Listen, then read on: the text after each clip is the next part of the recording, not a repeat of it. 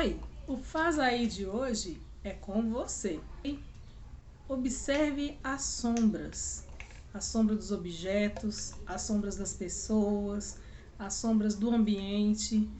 Como que você pode construir uma história ou um personagem com essas sombras? Tente achar vídeos e artistas que brincaram com a sua sombra também. Então, faz aí, cria o seu.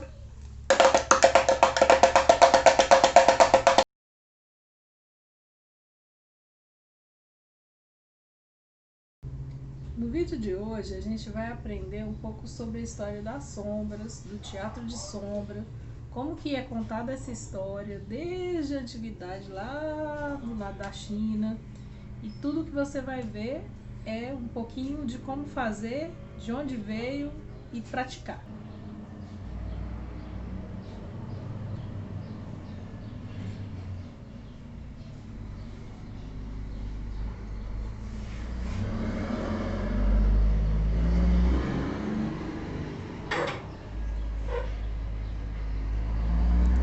Você já parou para pensar que tudo que você vê depende da luz para que você veja? Quando está à noite, que acaba a luz, você às vezes tropeça em até um objeto, você não consegue mais enxergar nada. Então, a sombra, ela depende diretamente da luz para acontecer, assim como as cores e as formas dos objetos. O pessoal que mexia com teatro lá no Oriente há 200 anos atrás, há mais de 200 anos atrás, já sabia disso. E eles começaram a fazer os teatros de sombra. Lá na China, mil anos antes de Cristo, existia o mestre Yan. Ele fazia bonecos tão perfeitos que reza a lenda que um dia ele foi chamado para se apresentar na frente do rei. E aí, durante a sua apresentação, um de seus bonecos piscou para a namorada do rei. O rei ficou furioso e condenou o boneco e o mestre Yan à prisão. E aí ele mostrou como que era feito esse boneco. Existiam mecanismos por trás com hastes ou palitos e linhas que faziam com que esse boneco se movimentasse tão perfeitamente que as pessoas acreditavam que eram pessoas de verdade.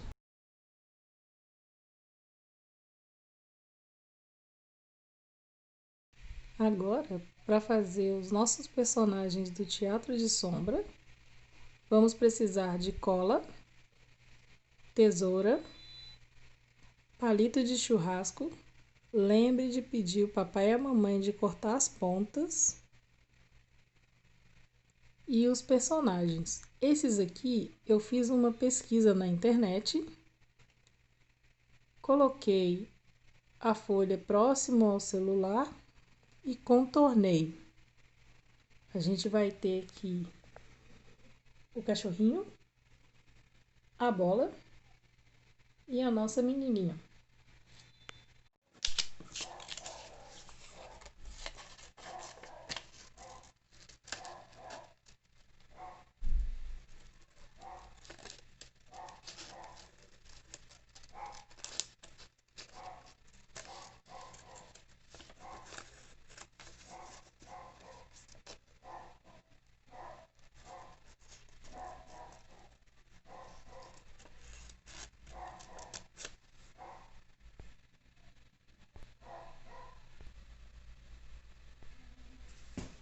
Esse é o modelo. Para o teatro de sombras ficar bem legal, você vai precisar de um papel escuro. Pode ser um papelão, mas se for um papel preto como esse aqui, melhor ainda. Eu vou usar o EVA. Lembre-se de caprichar nos detalhes.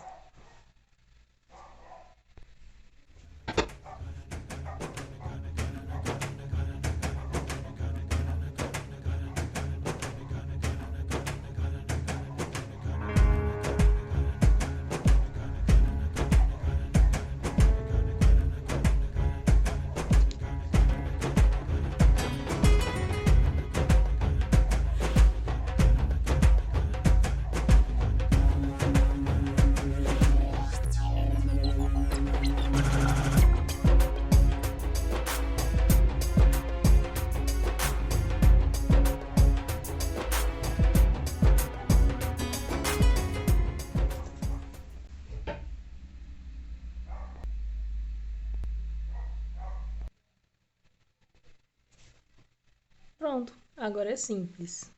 Basta pegar o palitinho. Nós vamos passar a cola.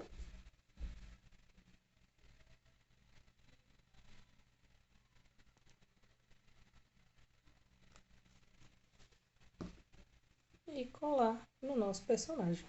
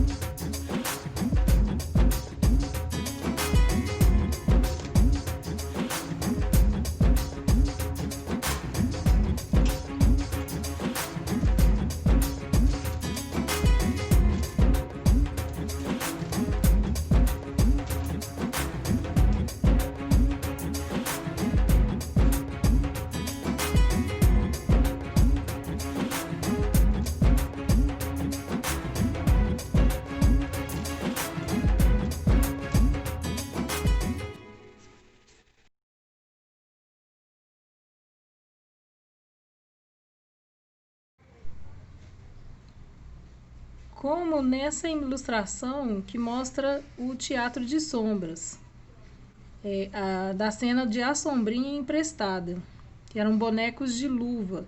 Geralmente eles eram feitos de couro, tinham essas hastes aqui para as pessoas segurarem e fazer a manipulação,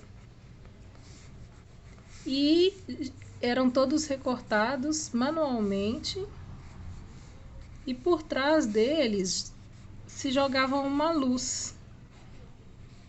Quem estava na plateia via a sombra se movimentar como se fosse uma pessoa de verdade.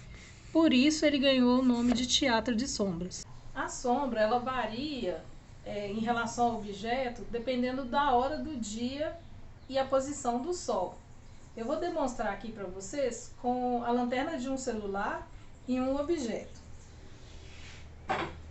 Então, o sol, quando ele está de manhãzinha, ele vai estar numa posição. Geralmente a gente chama essa posição de